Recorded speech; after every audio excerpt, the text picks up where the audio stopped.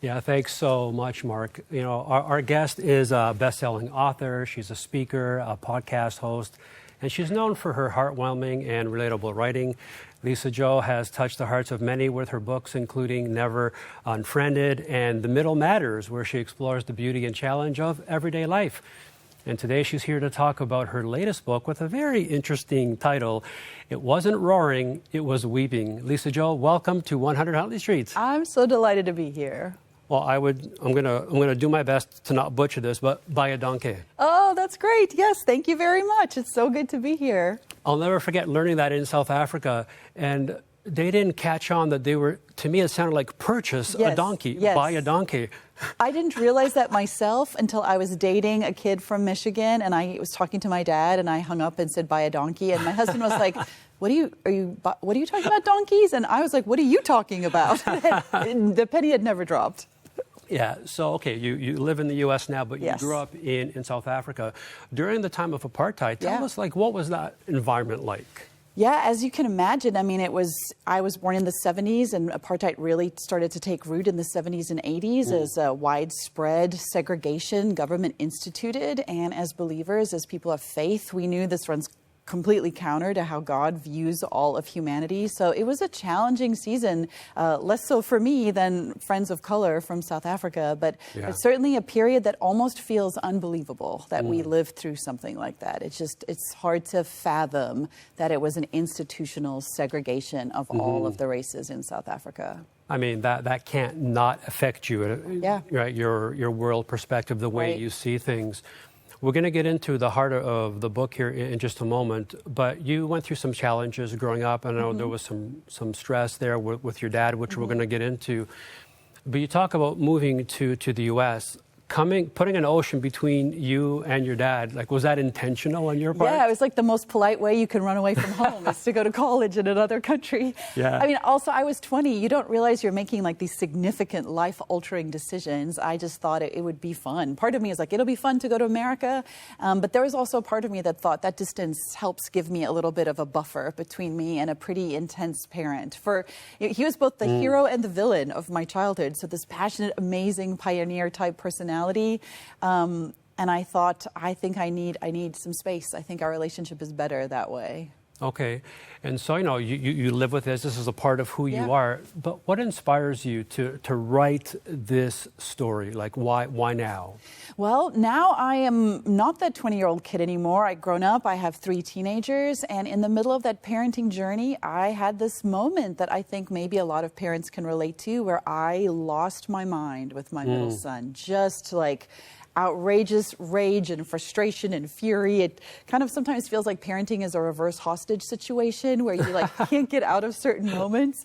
But in that sort of meltdown I was having, this thought just dropped into my mind, oh my goodness, like I am my father. And I recognized on my son's face sort of my own terrified childhood, and I thought, okay, this can't be the story I repeat. Like, I don't want to repeat this. I want to write a new story. And that was the impetus to start unpacking where I had come from, because I wanted to write something different going forward.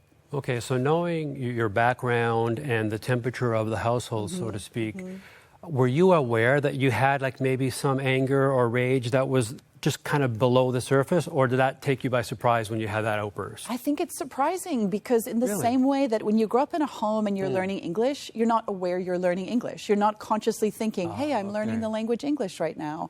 If you grow up in a household where violence is one of the languages spoken in the home, I think you learn it like any other language, and you just assume, oh, this is what home life is like. We speak violence in our home. And it wasn't until I met my husband and sort of saw dynamics in his family and then started parenting where I realized, oh, maybe violence isn't like the language I want to continue speaking. How do I backtrack and interpret how I inherited this language so that I stop speaking it going forward? Okay, well, I was able to read portions of the book, and there was there was so many sections of it that I think a lot of people are going to be able to relate to. And before we get into kind of the meat of it, tell us about the title of the book, because if you don't know the story, it seems like not unusual, it's not the right word, but it's like, oh, that's a different title. I like that you had that reaction to it. Yeah, good. The title's working. Okay. So it's actually a lyric from a really famous anti-apartheid protest song.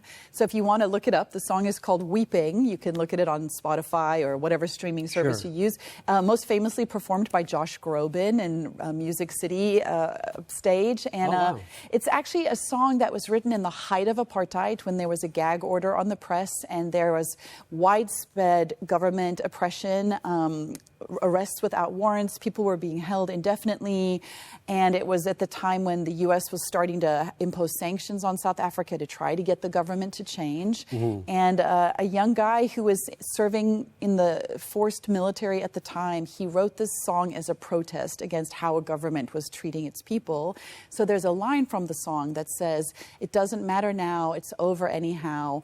And he's talking about what's happening inside the country, and he's saying that this thing we're being taught to be afraid of, we're taught to be afraid of the people in the country because somehow there's supposed to be a danger coming at us. He says it wasn't roaring, it was weeping. So when the night came round, I heard its lonely sound. It wasn't roaring, it was weeping. And it's this idea of dissecting what we think of as something that is rage or something to be afraid of. If you look closer, if you try to see the humanity in other people, you can recognize the pain that is actually living under the surface. Wow, now I know why you chose that title. Yeah. I mean, it's deep and it's really, really reflective in nature.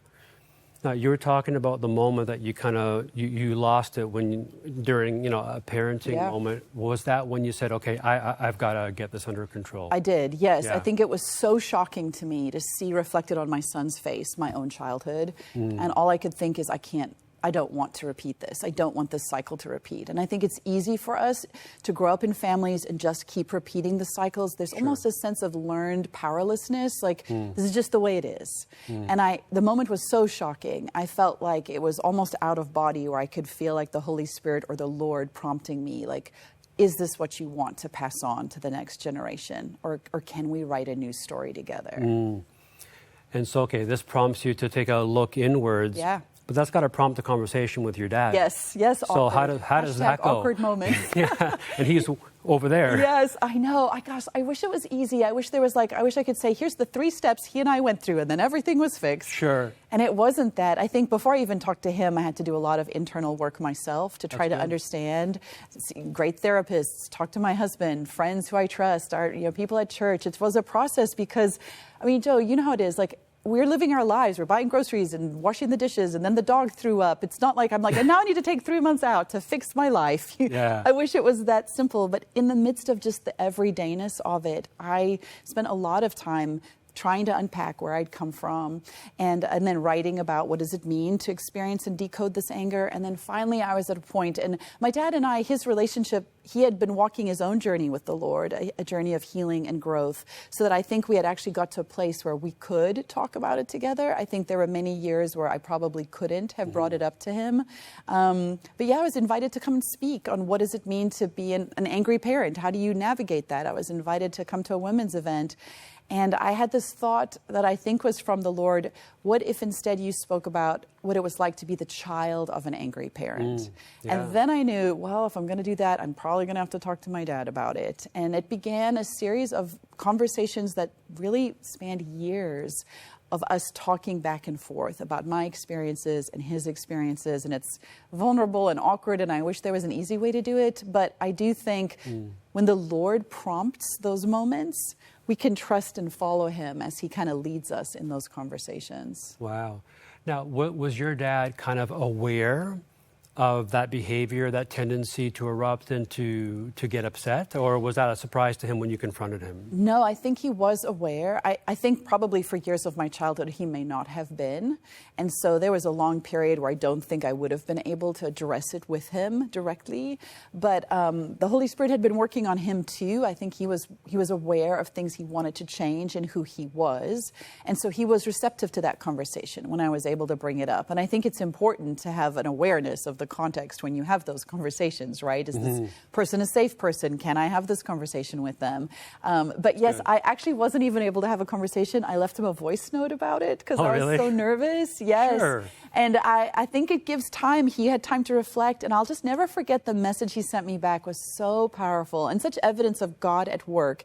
And he said to me, I don't know what part of my life would ever be worth sharing with somebody else, but you have my permission. Any part of it that will help somebody else see God's redemptive work, you are welcome to use. So that was an amazing, powerful permission slip that I wasn't expecting. That opened the door for future conversations. Well, it sounds like you've been able to get back to a healthier place in the relationship. Where would you say that is now? Yeah, I would never have imagined. I often have said to my dad, if I ever have in my faith moments of doubt where I think, is this true? Is everything we believe real? I only have to look at my dad's life to be like, there's no other explanation outside of the Holy Spirit that can describe the changes in him. So yes, for me, it's miraculous when I look at who he is and how he's parenting a whole nother generation. My parents have 4 kids they've adopted who are teenagers. Wow. And so when we're home and I watch these kids push all the buttons, I think, explosion is coming. And then no explosion comes. And I tell my dad, who are you? Who are you? How did this happen? And I mean, Jesus is really the only explanation I can think of. Well, that was the final question I wanted to leave you with. You said no explosion comes. Well, how does that work for Lisa Jo? Like, what takes away the explosion? It's easy to say, oh, I realized I was angry. Yes. But, like, what's the process when you have that emotion, and how do you deal with that? Yeah, I think there are many things. I think one of them, though, is if we really believe the power of Christ lives in us, then asking us. For me, it was about not letting, I tell my kids, you can't let your anger or your feelings be the boss of you, because that's what happens. We have all these angry feelings, and anger itself is not a bad emotion, but we mustn't let the anger be the boss of us, right? So it's trading out letting the anger be the boss of us for letting the Holy Spirit be the boss of us. And so in those moments, acknowledging to the Lord, I feel angry. But I think there's steps before that, like how do you build in pressure release points? How do you acknowledge, I'm starting to feel angry now? Like, what steps do you take to take a time out, to put yourself in a timeout? Like, how are you proactively preparing so that you're not surprised when you feel angry? I love that. So much practical advice there. And it's not something that you read in a book. You lived through it. Yes. And I just want to say thank you so much for being so vulnerable and being transparent and open and sharing, because I know that there are people watching today who are either angry themselves or grew up with angry parents and said, man, is this ever going to end?